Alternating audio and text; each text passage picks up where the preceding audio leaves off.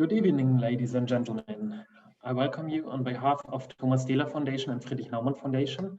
Our topic tonight, European solidarity, is a phrase people like to use in crowd-pleasing speeches, but it seems hard to do in reality.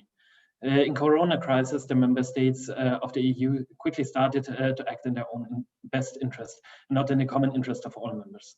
The ban on exporting medical goods from Germany is one example for it. The second one is closing the borders quickly and the lack of support in several member states for treating Italian or Spanish patients in times of dire need. This is what we will discuss tonight. But first, some technical announcement from my side. The event will be streamed on YouTube and Facebook, but you are neither visible nor audible. If you want to stay completely anonymous to other viewers, please ask your questions in the Q&A tool anonymously. Our host tonight is Felix Schiessl, and he will lead us through the evening. He's a member of the Network of International Citizens. Enjoy your evening. Hello, I'm Felix Schiessl. First of all, Sebastian, I want to thank you and the Friedrich Naumann Foundation and the Thomas Dehler Foundation for having us tonight. I'm part of the International Citizen Network, which is promoting the exchange of ideas, but also bringing together change makers across Europe, but also internationally. And if you're interested about that, please feel free to reach out to me. We are having some very interesting guests today, which I will introduce shortly, and afterwards also give them a chance to say something. So we have Fabienne Keller, who is French. Hello. And since 2019 a member of the European Parliament. Previously, she was the mayor of Strasbourg. She has an economic master, has worked in ministries and banks, and sits on the, or one thing she does is sitting on the Committee on Civil Liberties, Justice and Home Affairs. We have also Claudia Gammon. She is Austrian. She is a member of the European Parliament as well since 2019. Previously, she was a member of the Austrian National Council. She has an international management master degree, also took some semesters abroad in France and Belgium, and is a member of the Committee on Industry, Research and Energy. And one thing I liked was that when she campaigned for the European Parliament, she said she wants a strong Europe that joins forces to make decisions and is successful, recognized, peaceful, and prosperous. We also have Alexander Müller today, who is a member of the German Parliament since 2017. He previously worked as an IT consultant and as the chairman of the Defense Committee and Disarmament Committee in Germany. So thank you for joining us today. Now I want to open it up to you to say something about you, and I would be also super happy if you can give me a short statement on what European solidarity means for you.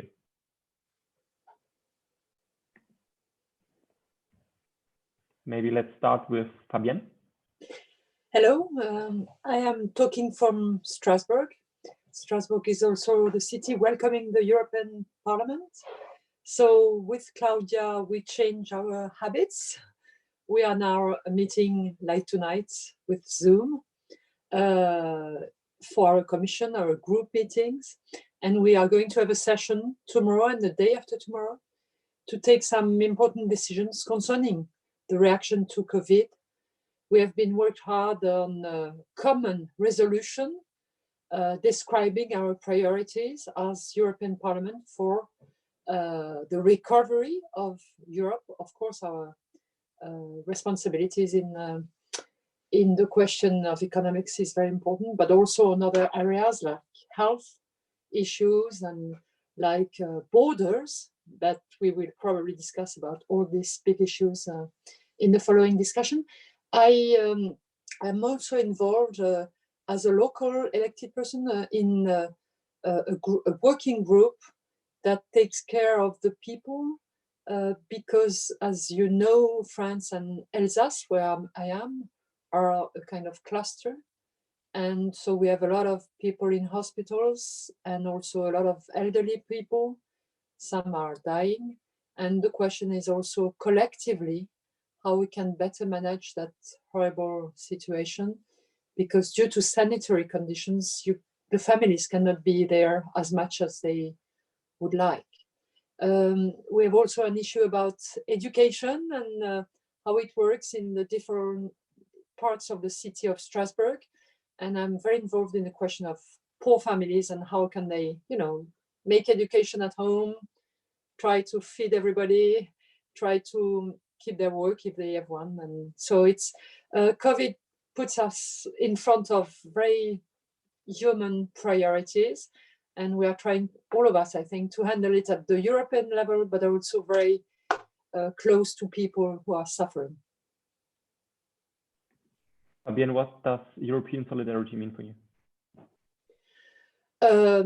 It means not to close the borders on a national base, which we did a few days, but take decisions that are the same in the different member states, maybe adapted to the local situation, of course, but that have been discussed before. We are doing that much better now. Well, I can understand that in a crisis situation, each country tries to show it takes important rules, but solidarity will mean helping the recovery where the people have suffered the more. It seems to be Italy now, and where the economy is very much weakened by the situation.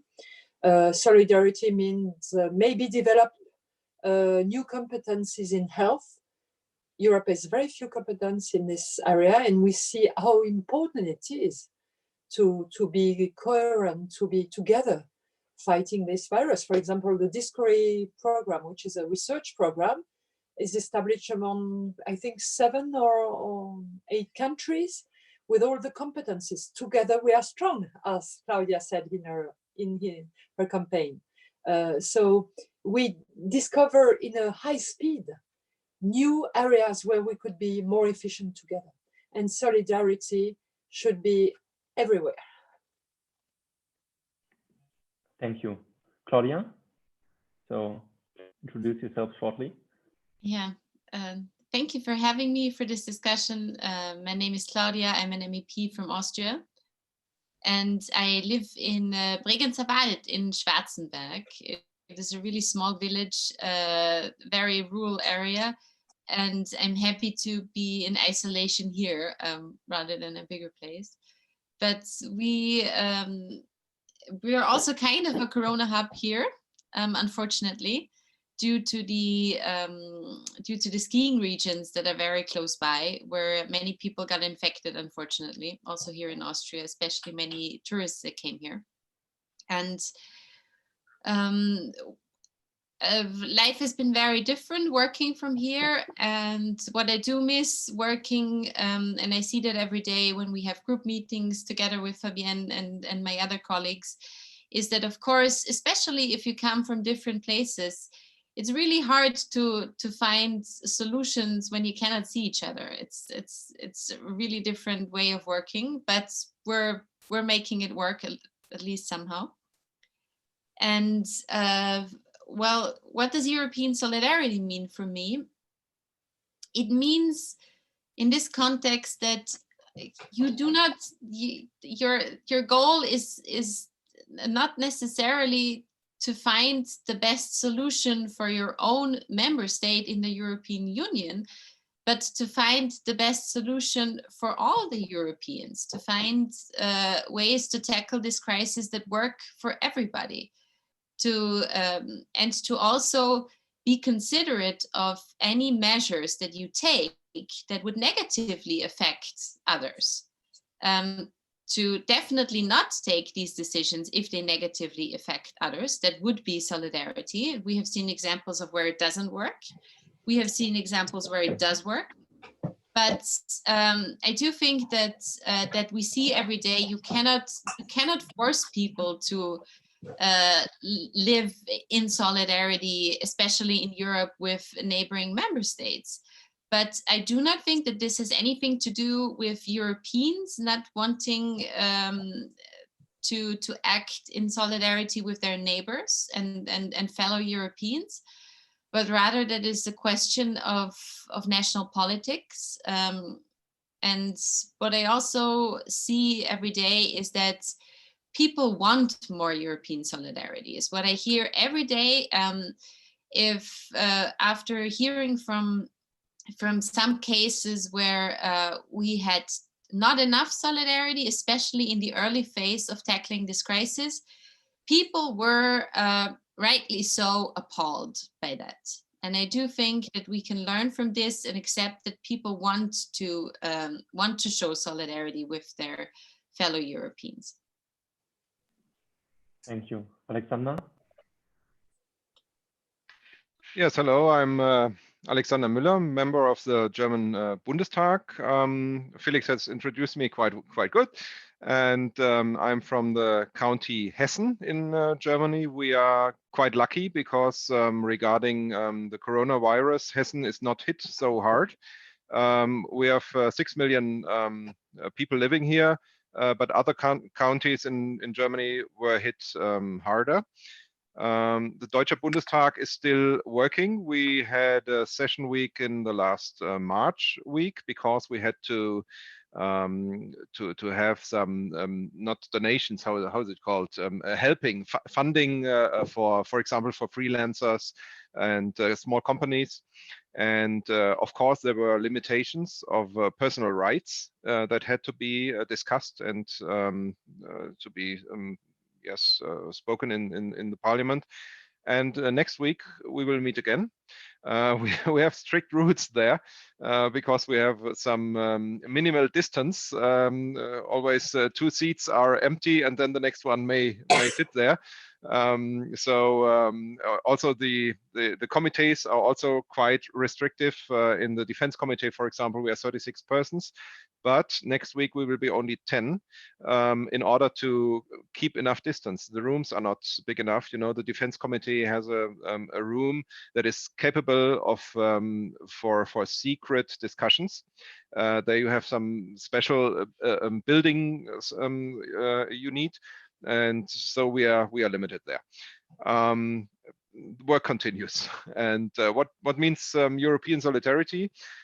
Yes, my both pre-speakers have already said in the beginning, in the Corona crisis, it did not went very well, but that had the reason because the articles mostly needed were not present, were not on stock, not in Germany, not in other countries. And so politicians who thought about sharing this scarce stuff with other countries had, of course, problems estimating how much will we need of that stuff, and it's not on stock.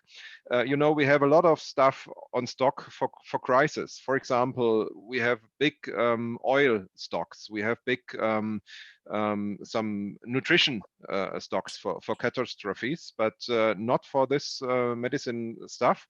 This is something we learned, and after some initial problems, I think it went quite good because now there's a big cooperation in Europe.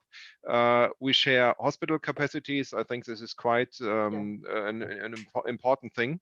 And Germany is lucky. I saw a statistic today.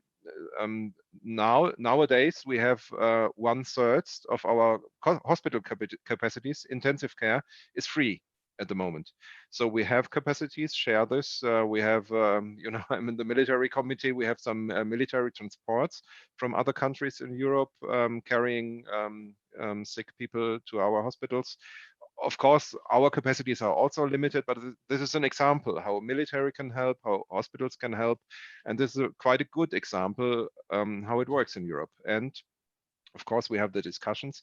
I think my both colleagues from the European Parliament can tell much more details about the discussions about financial solidarity that we have at the moment. There are programs that help those countries that are big in trouble. So this also works. So of course, everything can improve, but I think we are on a good path in Europe. Thank you.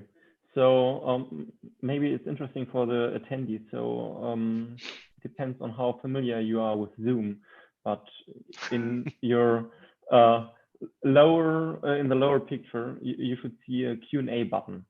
So you're able to ask questions to us, and the panelists can answer those. In the meantime, I will kick off a discussion. So maybe it's the only mean question I brought today, but when you, Claudia, and Alexander talked about the things that went, let's say, suboptimal in the past, and I know that politicians are by nature quite optimistic, what do you think are the things that if we get those wrong, or if we mess those up, that this will become a catastrophe? So are there things you think we really need to get right, and what are those? If I may start, I think first and foremost, what would be the biggest danger is that we do not only go from a health crisis to an economic crisis, but also to a political crisis in the European Union. I think that would be a great risk. And I do believe that if we are not able to show solidarity with the countries that are most hard hit in this crisis, then it will have grave consequences for the European Union. I'm sure of that. And I mean, there are already numbers for this. If you look at the support for the European Union in Italy, for example, it's looking pretty damn bleak, I would say. And I don't think it's in anybody's interest to sort of say it's in nobody's interest to have fellow Europeans think that they are being left alone. I wouldn't want to have this feeling that I'm being left alone by other Europeans and by other member states. And I do not wish this on anybody. And I really want to have the countries that are hit hardest, like Italy, like Spain, and also like France, to know that Europeans stand together. And there are some tough decisions that will have to be made in this direction. So I was very disappointed by the last couple of meetings that the European finance ministers had, by the entire picture that they left in people's minds. First of all, it seemed like, okay, they're not agreeing on anything, so apparently we have time. But nobody has time for that shit right now. Really, nobody. We need to act quickly, and I think we need to act strongly. And otherwise, we will have lots of other problems at our hands on top of all the big problems we have right now. So maybe, Alexander, you want to add something? Yes, I totally agree with you, Claudia. And I think nobody can complain, because the solidarity in the Corona crisis went quite well. We had a lot of other trouble in Europe in the last years where you can complain and blame several countries and say this special country is not behaving in solidarity, but I think in the Corona crisis it worked quite well. The discussions of the finance ministers seemed a little bit strange, because it gave the impression that we had some countries that needed financial help urgently, but they wanted the financial help in a certain way with Eurobonds, you know, the discussion. And the finance ministers agreed on other mechanisms that also give a lot of money to alleviate, to help the trouble. But then, for example, there's one country which wanted the most urgent Eurobonds and then said no, from the ESM we do not want to take money. So this proves this is not a problem of urgently needing money. This is some other problems that are discussed, some basic stuff, and it's a shame that we discuss it in under the subject European solidarity, but they discuss something else there, and we shouldn't discuss this under the topic European solidarity. This is something else. So actually, I think this leads to another question, because we are now talking about money, as everybody is. And my first question on that regard would be if the money that was now approved, correct me if I'm wrong, it was 500 billion euros. Is that sufficient for the current problems you're facing?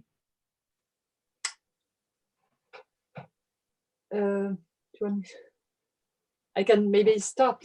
It's very hard to say, because the crisis make us discover a new order of magnitude. Actually, the only time we had such a situation recently was 2008. So the figures are huge, but are they exactly the right ones? Probably not. They will probably change. But the fact that Europe is reacting, is using already, for example, the central bank to buy Italian debt, so that the spread between the cost of the German debt, for example, and the Italian wouldn't be too big and not create additional difficulties for Italy, is very important. The fact we mobilize actually the MES, Mécanisme Européen de Stabilité in French, Stability European Mechanism in English, that was built just after the previous crisis, is very interesting. We are going to use it, and it has its own governments, and it's very important. But everything is not only financial. We have to have this recovery plan. We really, in our group, believe in it, to invest together for the future, not look at the past, for the future, and take an opportunity out of this crisis. We realized that, for example, in medicine and equipment for hospital, we are totally depending on Asia. This is not possible. It's a strategic industry. If we have to invest together, let's do it in strategic sectors like pharmaceutical.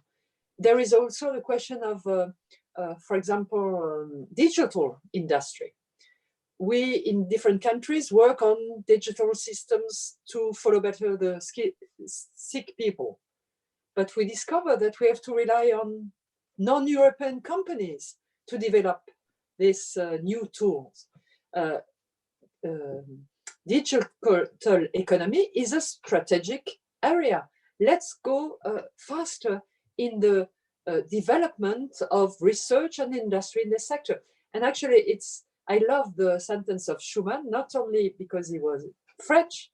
He believed Europe would only progress significantly in crisis. Let's take the good part of it. We have to find billions, of course, but fix a common future, a common strategy that takes into account the lessons we can draw very quickly from what happened.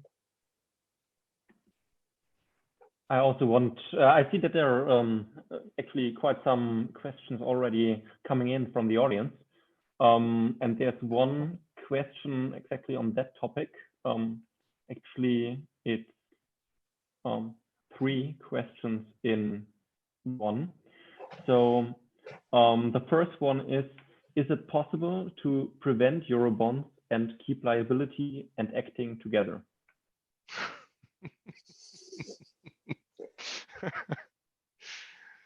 That's a good question. But this is discussed. You have some countries that want Eurobonds and want a common liability, and you have other countries that do not want. So they are struggling. Nobody of us, I think, can predict the future if they agree someday. But I would suggest that the liability is strictly divided, because at the moment we implement Eurobonds, we will have much more trouble and much more problems. I need 5 minutes, I think, to to answer that in detail, but that's my personal opinion.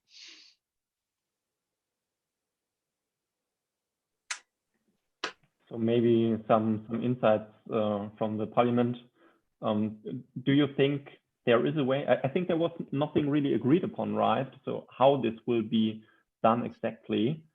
So it's clear that the word of Eurobond is dividing the European Parliament. It's refused in some member states. It's already, on the contrary, a good idea for others. But I think we have a problem of word. What is a Eurobond? If it's to have all our historical liabilities together, clearly there is no agreement for that.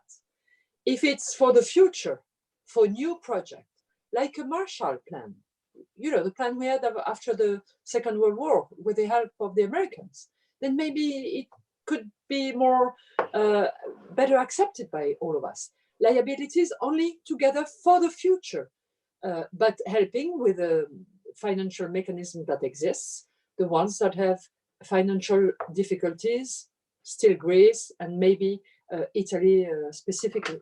But I think it would be bad to renounce to a common strategy financed commonly and using the best competences in Europe, in a network between research centers, big firms and smaller industrial structures. It's very important to recover from this crisis somehow stronger than before, having created a dynamic really at the European level, knowing that all our national companies are taking advantage of the European market.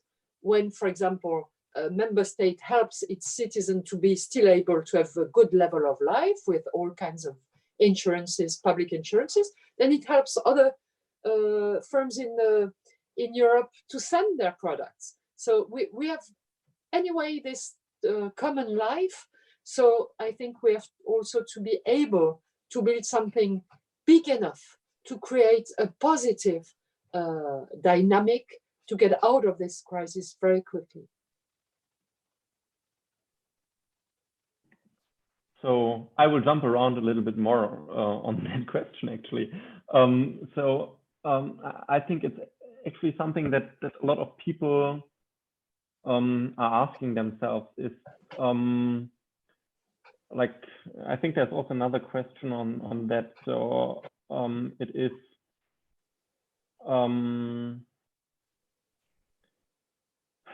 it's quite a long question or statement. So regarding financial solidarity, Italy complains about a lack of financial solidarity, especially from Germany and the Netherlands. In my view, there is a lot of financial solidarity on the side of Italy. The average private wealth of okay, this question was just killed by Alex, I think. Thanks.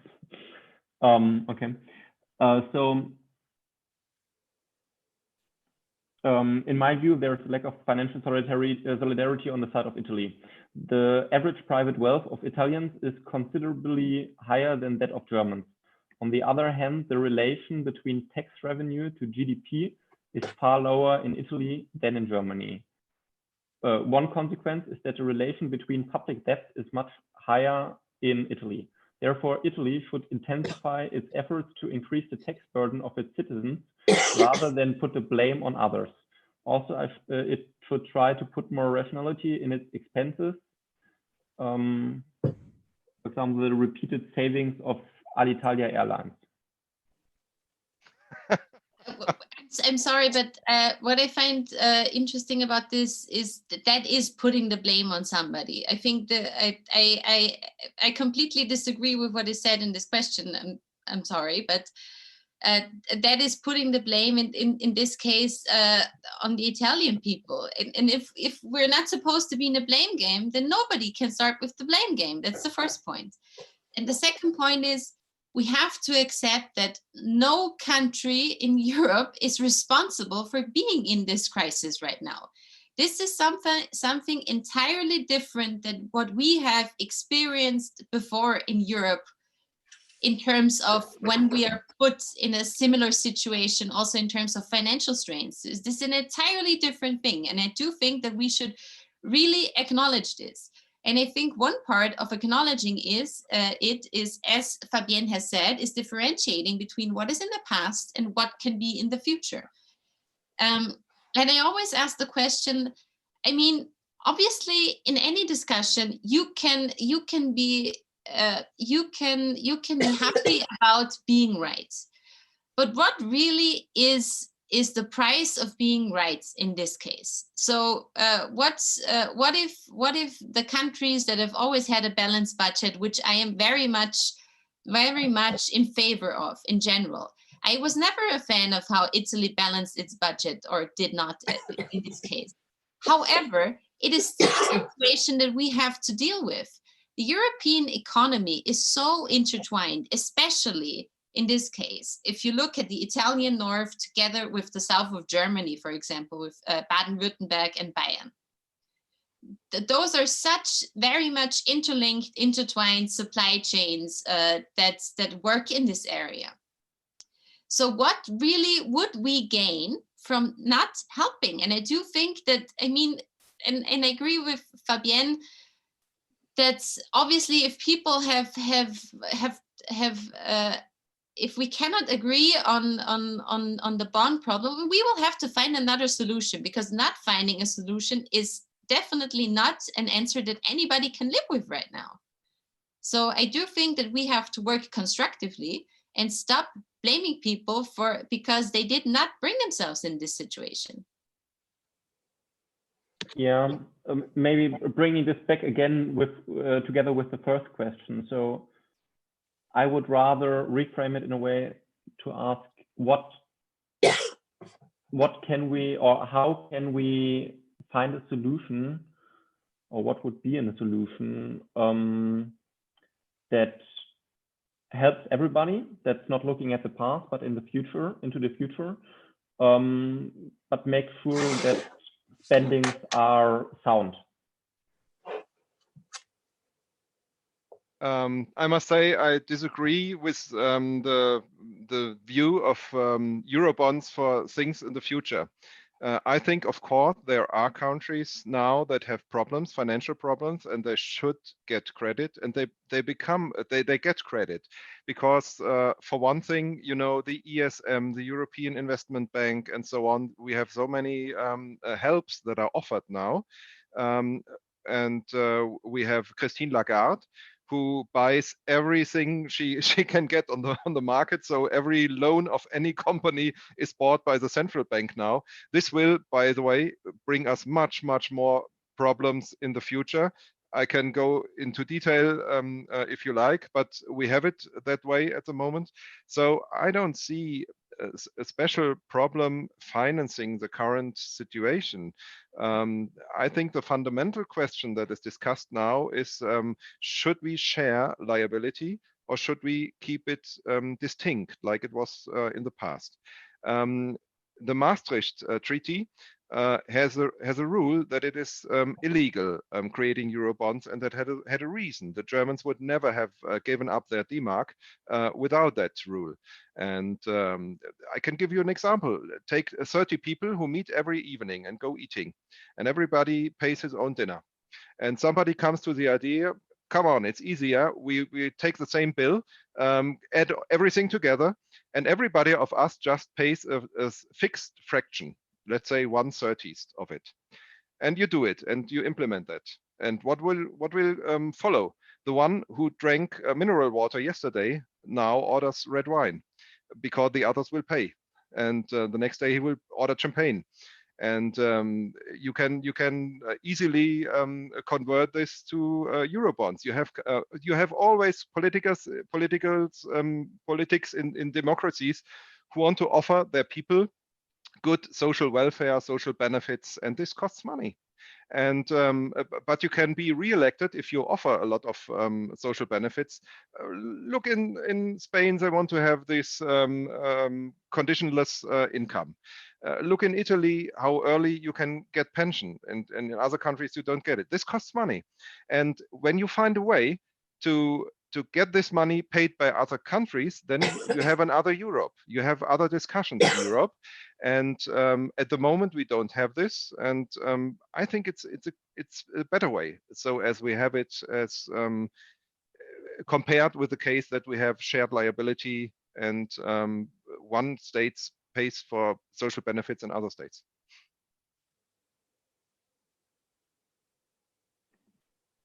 Are there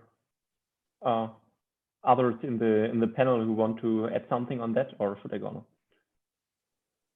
We can definitely also discuss about what kind of Europe do we want. And I mean, personally, my opinion and that of my party has always been that we would like to have a stronger political Europe as well. So in the Europe that I wish to achieve and hopefully in a time that I will be able to live in that Europe also for quite some time of my remaining life, would mean that we have a strong political union. The problem when we talk about financial liability right now, of course, is that the political union in that regard doesn't exist. And that is of course one of the huge problems. But what I miss most about the discussion right now is just to find a constructive solution. Because we see that there are two sides of the story, that the two sides of this argument that won't be able to find a compromise. Obviously, there is no room to compromise in this question. So we have to move to a different model. We will have to find other ways to show solidarity and to find a strong way to get out of this crisis. And that's, I think, personally, what I see from especially from the European ECOFIN Council meeting, that I'm not seeing that yet, and I'm not seeing swift, decisive action. I'm not seeing swift, decisive communication. So what we are trying to do now, also in the European Parliament, is to find that solution that is neither A nor B, but might be a third way that will open up new possibilities. And I think that is important, especially also to show the many Europeans that Europe is working for them. And in this case, what I found particularly frightening is that on both sides of this argument on Corona bonds or Eurobonds, those that are for it and those that are against it, both of these sides, supporters, and I'm not talking about ministers, I'm talking about people, I'm talking about citizens. On both sides of the argument, people are frustrated with the European Union. People are frustrated with the decision-making. People are frustrated with the solutions. So there is no winner in it. So we will have to find a third way to show people that Europe is working for them. I would support what Claudia said, trying to find another way to be strong enough, to help this recovery. It will not come alone. And to accept the fact several member states do not want to mutualize historical liability. But what about a really European program for investment? We do that for long in the research sector. It gives marvelous results. Those people are, all speaking English, working together, working with internet, and they discover wonderful things in different areas. I know in biochemistry, we are very strong in Strasbourg, and they work with Heidelberg, they work with Stockholm, they work also American labs, and it's marvelous. What about a program where we would rely on our best competences in Europe or best production tools, and try, as I said before, in the strategic sector we would define together. That would be an investment for the future, but clearly only together for the future, not for the past. And of course, maybe try to help a little bit more the industry in Italy so they can recover, but it's our common interest, because if Italy goes bad, then the market, the Italian market will drop, as Claudia said, for the neighbor markets for you in Italy. So I think we must find some kind of consensus around the idea that without a common concept accepted by everybody that gives speed to our recovery, then we are going to be very bad. Then we are going to get in a depression. That's the crisis scenario we don't want to have for the future. Maybe later on, but there is another crisis, Claudia touched on it, talking about politics, which is the question of the rule of law in our member states, because this crisis has made that we have taken a lot of national rules that are not compatible with, for example, the human rights or the basic principles of separation of powers in countries. So we have to take some, decisions concerning these special rules as well.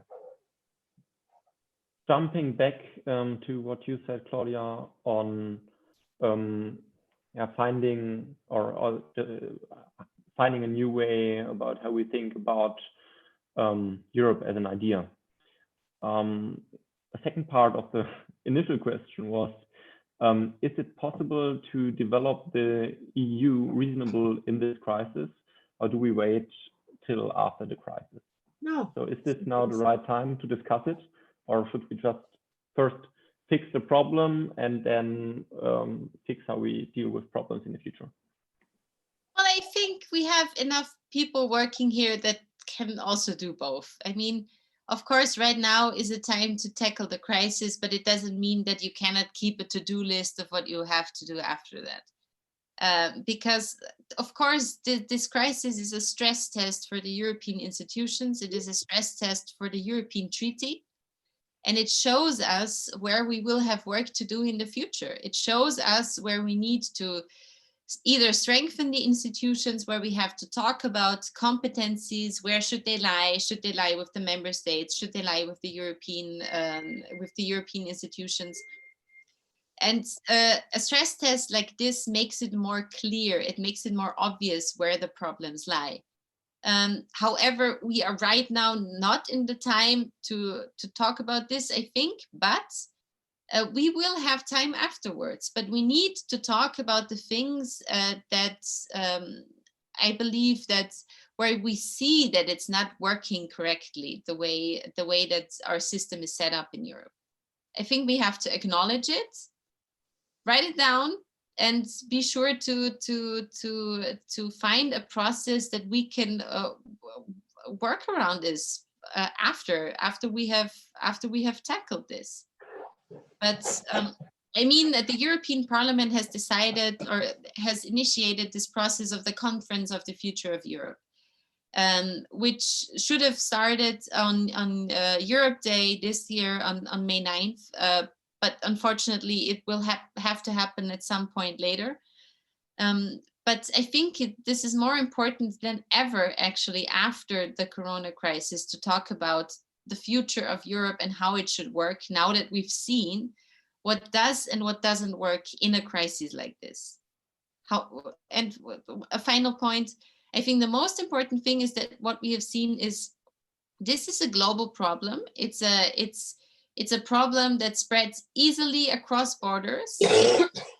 And we can see that especially small states aren't able to tackle these global challenges very well. We need a strong European Union that can provide strong global answers to global problems. And I think this rings true, truer now more than ever.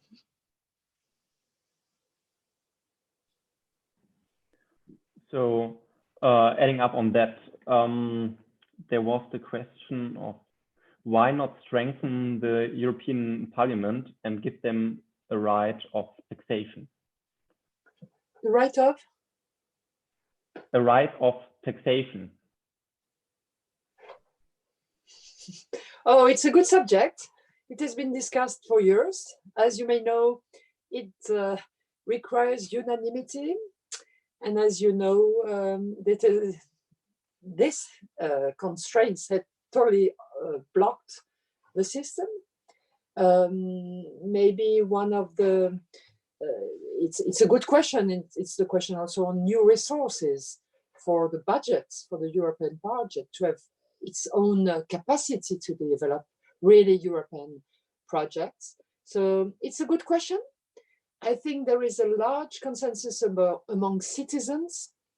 Before being member of the European Parliament, I was member of the French Senate, and I was impressed how the national parliaments are interested in this idea of fiscal harmonization, being more coherent, as today we are very different in terms of this fiscal structure, and create maybe a capacity at the European level, but it's not shared yet at the Council.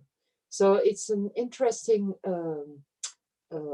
idea, but I don't think that in the middle of the crisis, the word tax is a good answer to the situation of people. I think it's a very bad one, because people have lower revenues and they fear, specifically the poor people, that as many times they will have to pay at the end of the day. So it's a bad idea to discuss about such a thing today.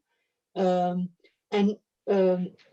I may correct you, you asked whether, in the former question, whether it's better to deal with the crisis and then to think about things later. No, it's in the situation of crisis that we have to show that we are strong and that we are going to be able to decide, because Europe never decides when it's calm.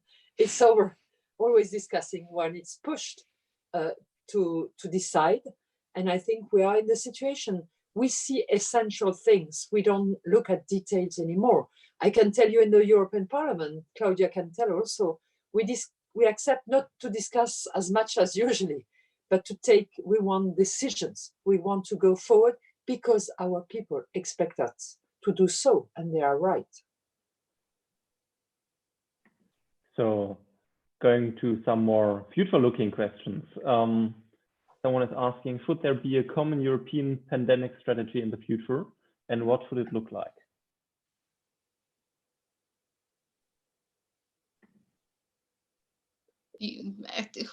Well, I do believe so, but I have to say I am not an expert on pandemics, but there are many people in the European Parliament that are very much experts on this, and we have many of them in our group. But right now, and I think this is one of the most important points, in order, if we should have a common pandemic plan in the future for Europe, it should be experts that work on it. And as we see right now, we do not always at the time know whether any measure will be the right one. I think this is what makes it scary on a political level, what's happening right now. We are seeing that many European member states are taking different measures that will be, among other things, also interesting to look at after the fact, to see what has worked and what did not work. But a European pandemic plan, I don't want to say how it should look like in detail. What I would want is that a European pandemic plan would include measures and the principle that all member states should act in accordance with each other. That we don't have a colorful map of different measures being taken everywhere. I think, especially if you want to preserve the strength of the single market, if you want to have a certain mobility for people, which we see right now is not possible, you have to work in accordance with other member states when putting in place measures. I think that should be a principle of a European pandemic plan, but in the details, I would much rather ask an expert. May I support Claudia in what she said? She has the objective. Now the means, we have to think about it, to construct it. Actually, there is a European agency, the European Control Disease Center, that's supposed to be, similar to the American one. But when you compare them, they have not at all the same level of power and means. So one of the questions is, shouldn't this agency get more capacity to help Europe and the member states in such a situation? We must say that if we took different decisions, it's maybe because the situation was different in different member states, but also because there is a lot of uncertainty in this pandemic. And I talked to a professor, she told me every day we discover things about how this virus expands and how the medicine reacts or not. And so we are all discovering together. It's depending on many factors. Some are sociologic, geographic, depending on the system of health. So what is very important for me is try to do the best now, but give more competence in the health sector in the future, work on it clearly. One of my colleagues is talking about a health force for the parliament, develop the European CDC, but very important, do a retext, do a return on experience and have the strength to quickly after the crisis, make a simulation of a similar crisis and see what we have done and what we could have done better to draw the lessons of what happened to all of us. Actually, I must say, because I'm a little interested in the pandemic issues for long, it is what China or Korea did after the H1N1 and after the SARS pandemic. This is why they were ready to build a hospital in 10 days. It's not because they are Supermans, it's because they identified this need. So analyzing what happened, how we react, and what we could have done better together will help us improve us a lot. And I understood Alexander is member of the Defense Committee in Bundestag. And I think this is a traditional method used in the army, and it's very fruitful. Yes, I had to smile when you said the Chinese made this hospital in 10 days because they knew the need, and but in Germany it would be impossible. The Chinese do not have a Brandschutzverordnung or something like that. So no way in Germany in 10 days to have a hospital. But yes, indeed, there are some points where we can coordinate things on European level better. You named it. Hospital capacities, for example, or military hospitals. We have mobile hospitals in the military, which can be very fast moved from one country to another. They are in tents. They can be, for example, in city halls. They can be erected. We have military personnel that can doctors and so on that can be used, and those capacities that we have in Europe could be coordinated on a European level. There I agree, but the question: may shops open? May schools open? This is something which should be decided on a very low level in the community. Even in Germany, we have it so that Berlin cannot impose such rules into the country because the counties are responsible for such questions. And I think as Europe is quite colorful and distinct cities, rural areas, so I'm quite a big fan of subsidiarity and think countries or counties should decide those questions. So, Claudia or Fabienne, on that point that Alexander just mentioned, I also had to think about it when you, Claudia, said that that in the future there should be an agreed upon approach from a European level, I had to think about how this was all managed on a very granular level in Germany, actually, which has pros and which has cons. So how is this done in other countries, like, for example, Austria? Well, I always thought that federalism in Austria was a problem, but now that I see how it works in Germany, I'm a lot more happy with our system. Because personally, I see that Austrian federalism is really just a cost factor and has almost no added benefit, unfortunately. But the Corona approach in Austria has been on the national level for the most part. So it wasn't up to the states. We have some executional matters in terms of who is responsible to do the testing and so on, that is down to the state level. But in general, all of the measures that were put in place were decided on by the national government and the National Council. But it's funny to see how these political processes work in times like these. But on a European level, I'm really, I understand what Fabienne has said, especially very early on in the beginning.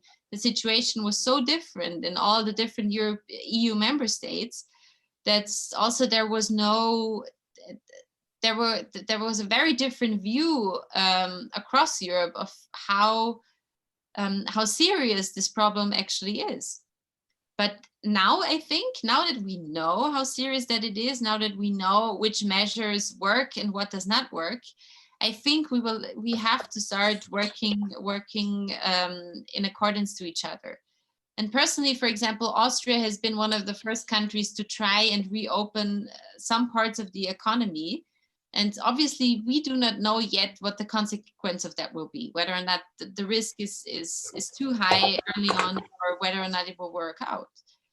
But what I do know is that I'm not sure if it's a good idea to have here to think to think via the borders of the European nation state, because me personally, I live in a European border region. I live in the region of Vorarlberg, which is at Lake Constance, which is near two German states, Bavaria as well as Baden-Württemberg, which is close to the Swiss, which is at the Swiss border and the border to Liechtenstein.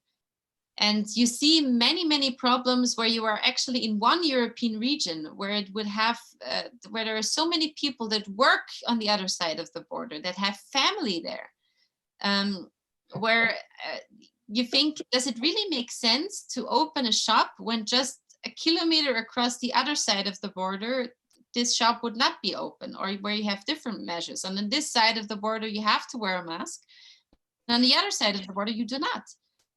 So I think, and this is actually what the Commission also presented today, is their wish that in this exit plan, so like the exit from the super containment to the containment 2.0 strategy, that we should work much more closely together as EU member states in order to maybe have the possibility to have European regions where you could have less strict maybe border controls also, but it will be very much up to the member states to decide how closely they want to work together. But I'm just seeing it every day here in my region, that I mean, it's a good thing that we got used to having no borders in Europe, but you see it now every day what it means to have borders again. If I may add something, I think it doesn't make much sense to find the right level to manage such a crisis, because all the levels must contribute. And anyway, our structures are different. Our hospital system in France is centralized. It's at the land level, if I'm not wrong, at the German level, probably, or also at the Austrian situation. I talk at the beginning about this cluster south of Alsace. Apparently, they were coming from a lot of places, and they have spread out the virus when they came back home everywhere, apparently up to Burkina Faso in Africa. So this means that we have to have also a very global view, because pandemic doesn't ask for visa to cross the borders. There is, for example, we had this problem of having two difficulties in Alsace, in the hospitals of Mulhouse specifically, and a little bit in Strasbourg, too many patients en réanimation, too highly, okay. We were helped by the friends on the other side of the border. This was not a question of being German or French. It was, friendship and willing to help. So I think the issue is, in that situation of high uncertainty, exchange all the information available among people that are working at different scales, that have different knowledge, very interdisciplinary approach, and to try to cooperate as much as possible. And I think this is what the people, specialists, are doing now, at least in Europe. They are exchanging a lot of surveys about sick people, etc., comparing what happens in different countries, and because they are used to those exchanges. And that will probably help all of you to master the pandemic. But they are also using studies from China, because they are the first ones that were touched, and they have more information about later in the pandemic how it works. So I think we have not to try to find the right level, but to take into account that, each level has a piece of information, of action, capacity of action, and understanding of what's going on. So we talked approximately an hour now about inter-European solidarity. So what about the solidarity that Europe shows to people who are not European? So there are, for example, questions on refugees. So how solidaric are we actually acting with the refugees, and how can we improve our solidarity? Who wants to go first? Oh, I just spoke, so I wouldn't want to, because it's my subject in the Libe Commission in the Parliament. And I am in charge of the Dublin rule, which is very difficult. So I spent some time in the past months to visit different member states. And I was to go to Greece, to Lesbos this week, actually. I couldn't do it, and to Lampedusa just before the COVID expanded, so I couldn't go there. But it's clearly a problem we have to handle with full energy, to decide together. This cannot be managed when we have a difficult situation, a boat that doesn't find a port to get in.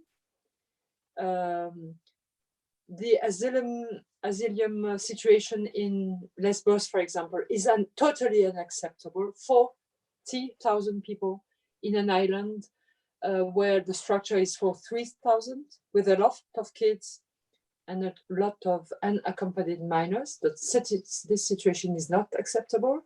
It's not respecting our common values.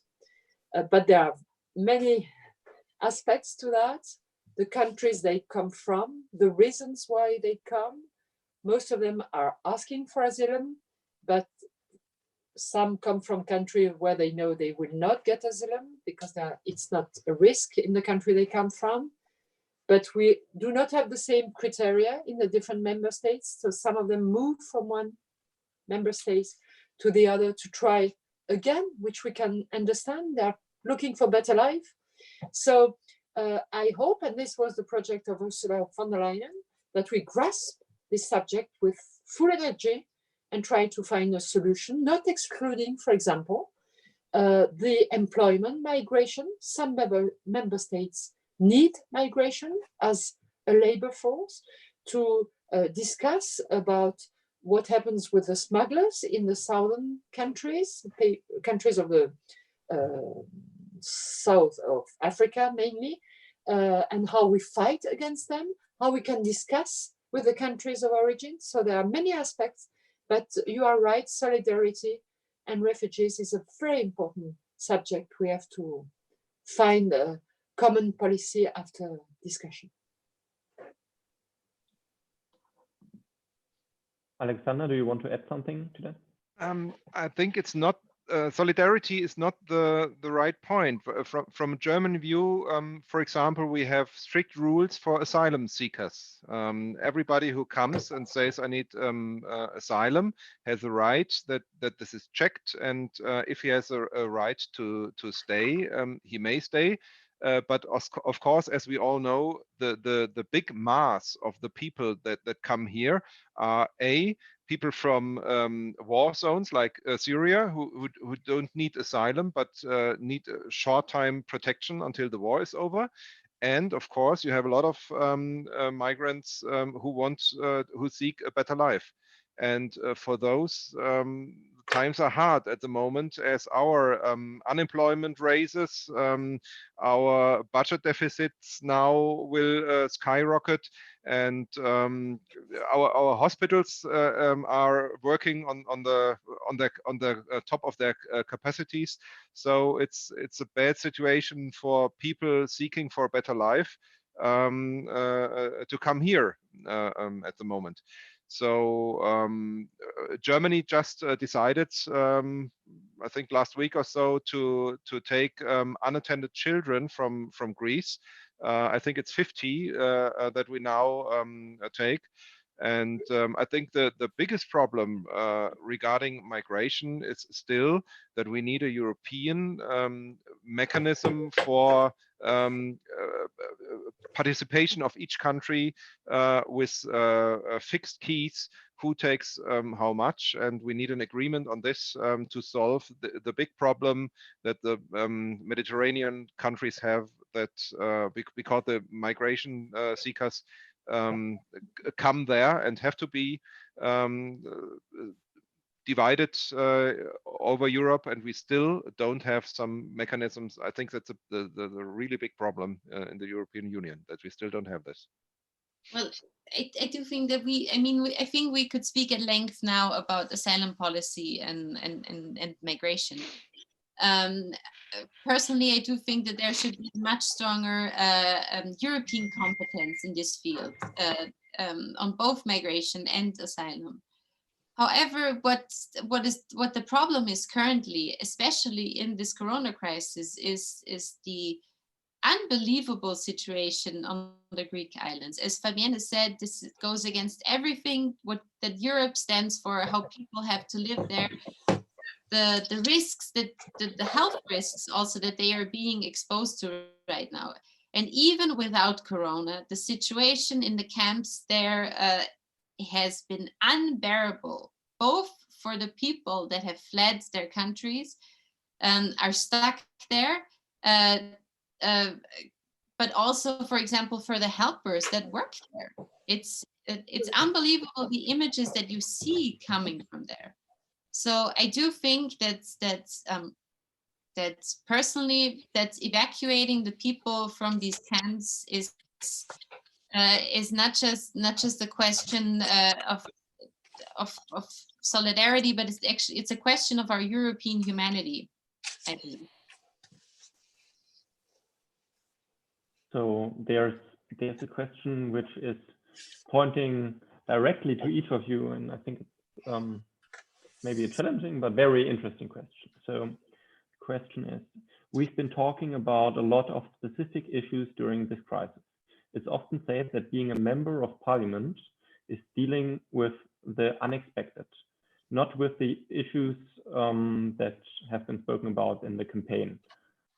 So to all of you, can you point to a decision, an action you have taken that illustrates your ability to handle the unexpected? Thank you.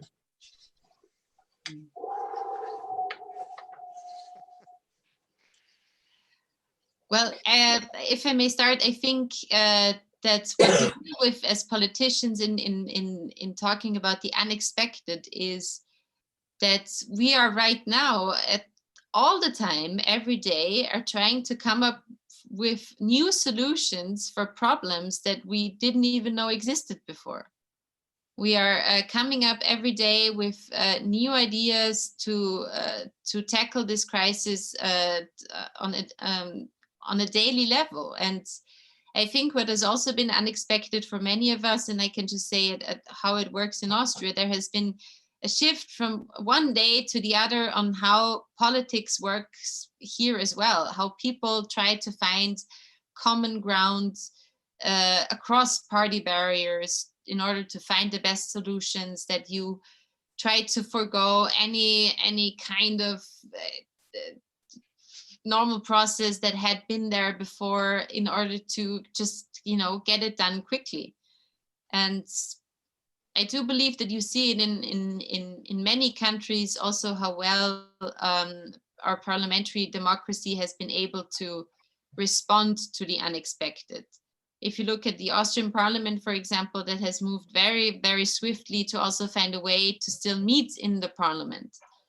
Unfortunately, that hasn't been possible for us in the European Parliament, but we at the same time have from one day to the other set up a digital infrastructure to work with the people in our offices, as well as keep the normal way of legislating going in the European Parliament, even though we cannot meet in person because we live in all different European member states.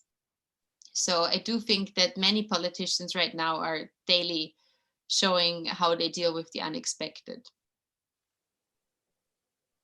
Yes, for example, we had this in Germany also in the last week of March. We had to decide very fast. We had those fundings, those emergency fundings for freelancers, for example, and we had the restrictions, the limitations of personal rights that were decided in Bundestag. And we had only 2 days to discuss this and decide for ourselves if we vote in favor or against.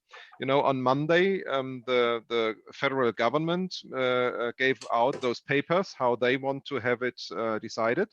1 day later, we had our fraction was meeting, our Liberal Party, discussing if we approve it or not. And 1 day later in the Parliament, it had to be decided.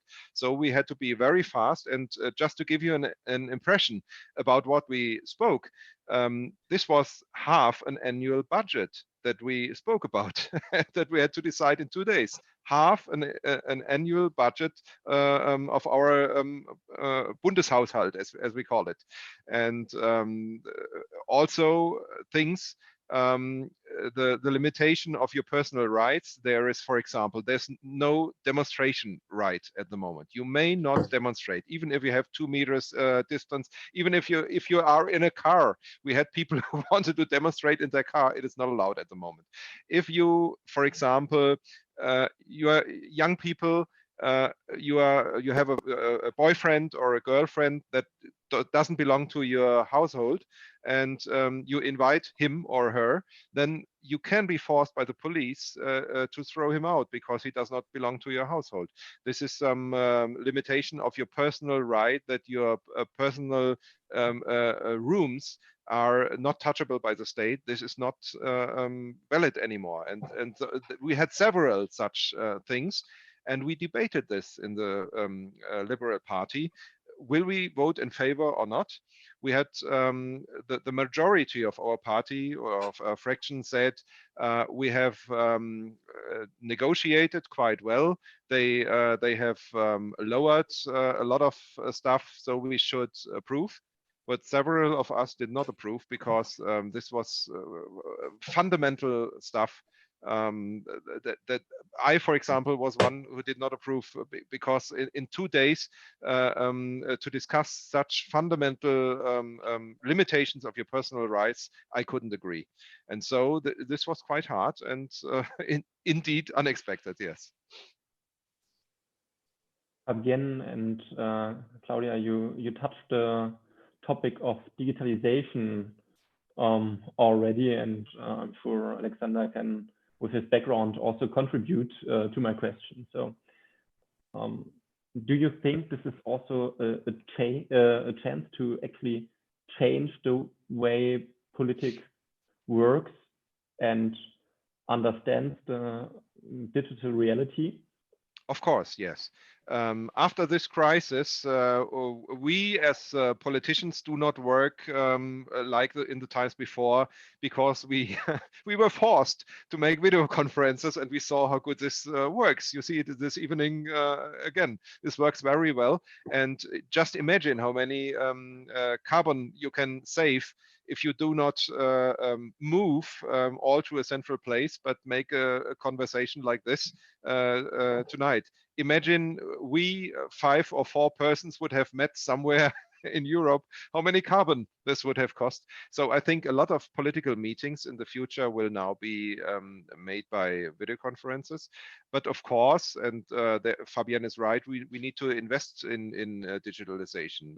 We need better bandwidth, we need better infrastructure, we need better, especially in Germany, where we are very far behind regarding mobile networks.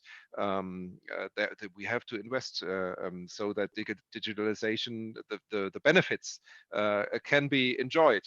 Indeed, yes. So this crisis, every crisis is a chance, and I think regarding digitalization, we improve, yes.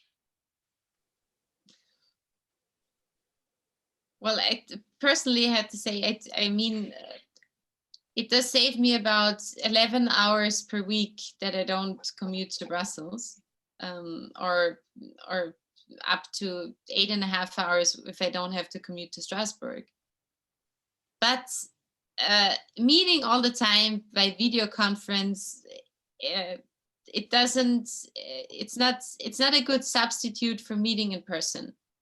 If we can meet again, we will meet again. I think we will have to find a balance, and maybe, I mean, I think the parliament will maybe be able to talk about having 1 week every month doing work from home. I think that's something that this has shown can be possible. But this has also shown the value of meeting in person, of discussing things in person, of seeing the person that you disagree with sitting across from you. It is very important if you want to find compromises. And this is what happens every day in the European Parliament. We are in the business of compromising. And that is very important. And you see it right now, especially if you see how a council meeting works when they meet over video conferencing. Almost all the participants have said, I mean, obviously it's easier and it's good that you have this as an alternative, but it's still always better to meet in person. It doesn't mean that we have to do it the way that we used to do it before, but it should be a balance. And I mean, honestly, I agree with the assessment of the German phone network. I know it from driving my car across Germany to go to Strasbourg. You cannot even have a phone conversation longer than 3 minutes on the German Autobahn. Yeah. It's ridiculous. So please get that fixed. we are working. The liberals in Germany are forcing digitalization, of course. But what about you, Fabienne? Do you think that our calendar might change in the future? I hope so.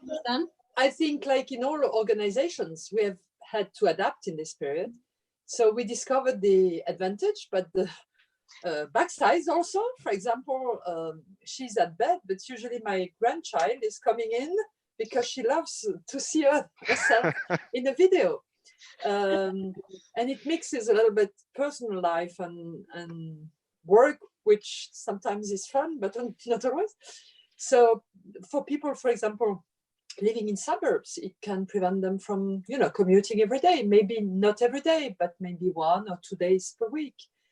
For elected persons, I'm sure, for local council, etc., some of the meeting can be done that way, and others, because what I'm missing the most is the side conversations. Mm-hmm. When you have a meeting, you can discuss after the official meeting is the best.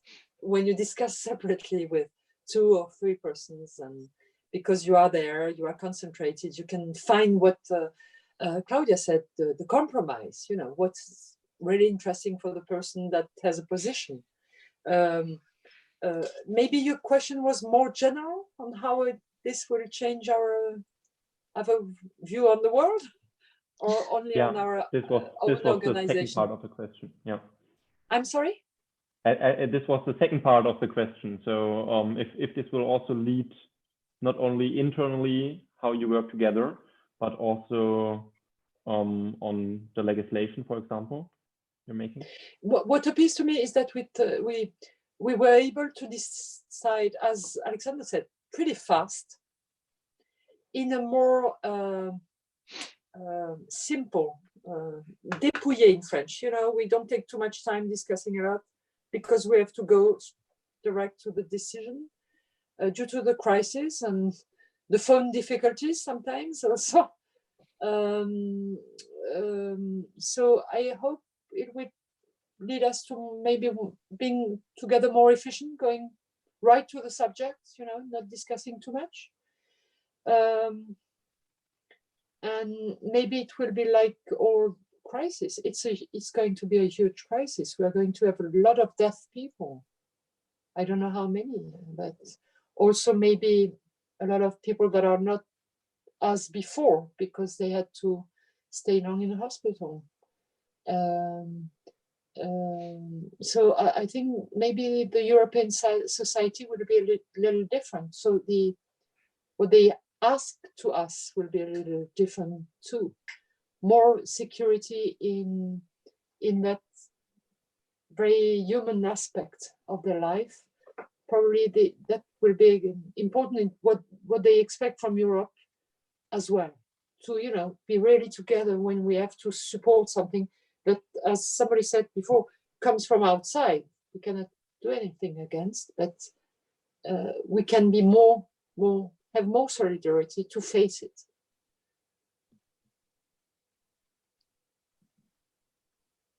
So,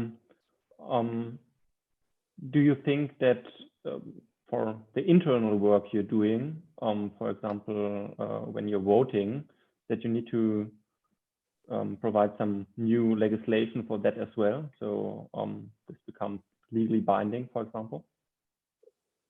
Yeah, I think that this has showed many problems that there are, of course, in the way that the parliament works, because obviously it wasn't set up to work like this. So in order to find quick ways to meet digitally, to vote differently, there will need to be changes in the rules of procedure. That is something that you see really, really quickly once you're once you have no alternative to work differently. But I think maybe after the first part of the larger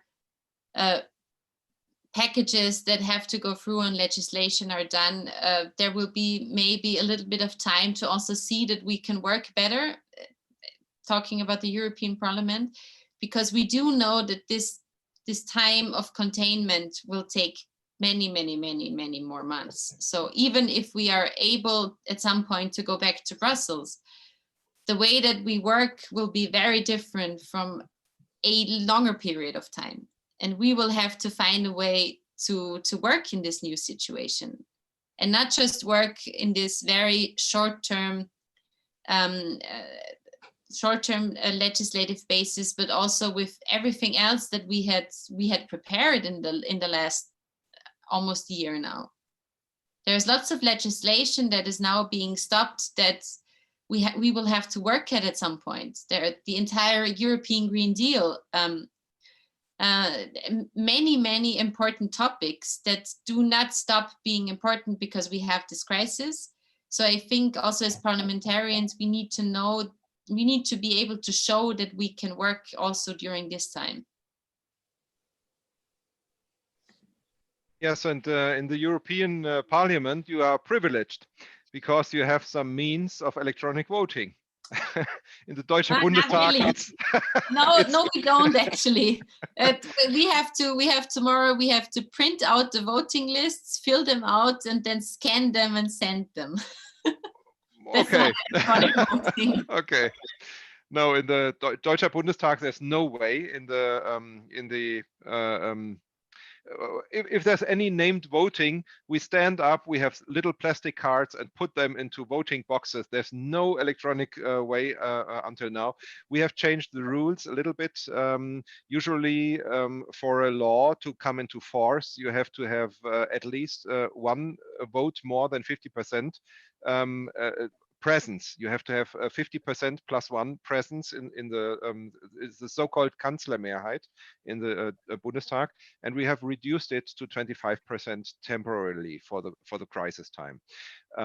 But doing some electronic votings is impossible at the moment, and for the Defense Committee, I even cannot imagine this because we have secret things that we talk about. You know, when we talk about secret things, everybody has to put his mobile phone outside in a metal box, and this is impossible with video conferencing, where anybody can hack himself inside. So I can't imagine in the near future that we will have possibilities for this. So we touched a lot of topics, actually also some quite in depth, and I want to open one last topic because I think this is really a human factor that we have to think about. And the question is, solidarity is quite an abstract word for the normal European citizen. It's rather a feeling. So what can we do to promote this feeling across our citizens?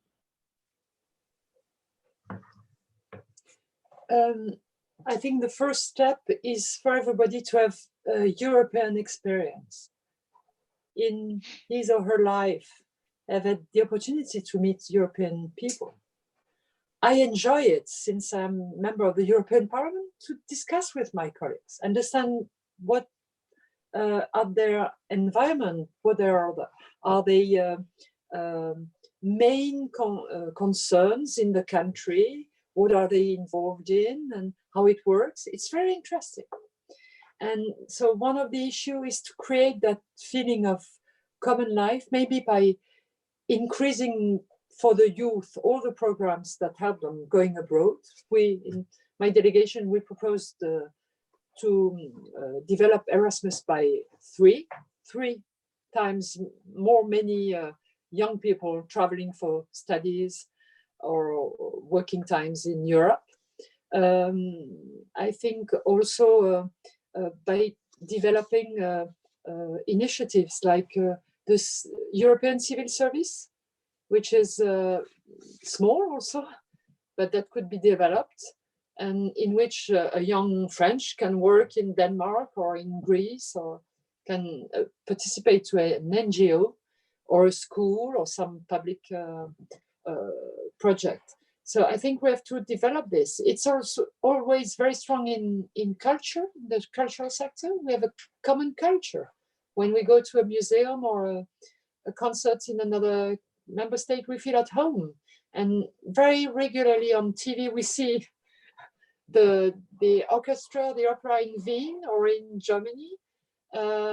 So culture is already European, but how can we help Europeans to better take advantage of that, to enjoy it? I am sure we had made a very big progress in that area in this period, because people are looking at TV more than usual.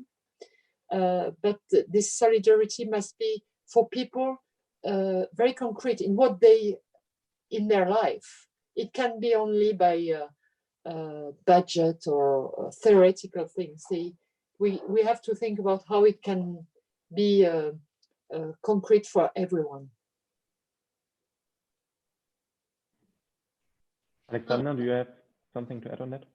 Yes, I agree, and I think we should concentrate more on helping each other instead of discussing fundamental changes like we saw it last week, but having more faster help and solidarity.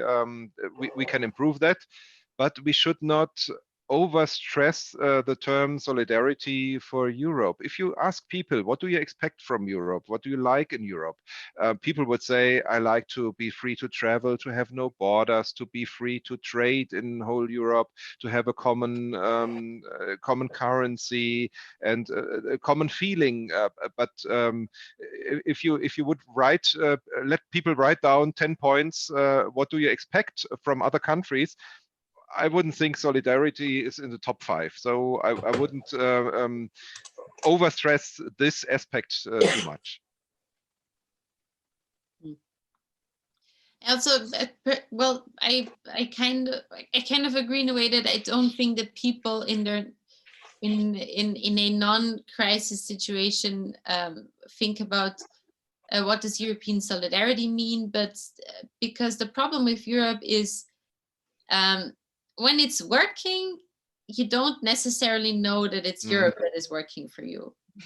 When it's not working, you can be sure that somebody will try to point out, I think that's Europe. So the question is more, when do we feel Europe being there for you? When is it? When can you have the feeling that it is something that it's not just a philosophical idea, but something that you could touch.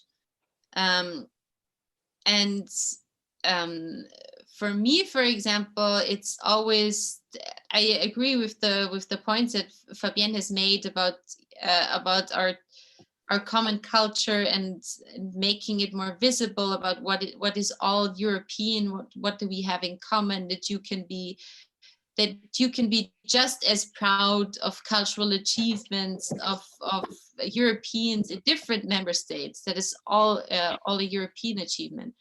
But I also often think about European politics in a way, for example, that there are so many European politicians, heads of state that I really admire, like the French president, and I really appreciated his speech on the future of Europe, because I was personally really hoping for somebody in Europe to step up and make this pitch for a stronger Europe, because we are dependent on right now on national politicians doing that for us, because there is no large crowd, unfortunately, waiting for President von der Leyen to come and speak about the future of Europe. But there are huge crowds for President Macron. And that is okay, because he uses the platform that he has to talk about Europe. So we will need to find more national politicians that are willing to use their platform to talk about European policies and European ideas, because this right now is the place where we also will have to develop them if we want to change that in the future. And that was a moment for me that made it really, where I could feel that he was taking up a European responsibility to answer questions, not just for French people, but for all of Europe. I think those were the best closing words one could find. And with that, I want to thank all of you, for joining us in the panel discussion. I also want to thank all the attendees that supported me and made my job really easier with all those excellent questions. And I want to thank the Friedrich Naumann Foundation and the Thomas Dehler Foundation again for hosting us today. Thank you. Thank you. Thank you. Thank you. It was great. Thank you for having me. Take care. Bye, Claudia. Bye, Alexander. Bye. Bye. See you Bye. next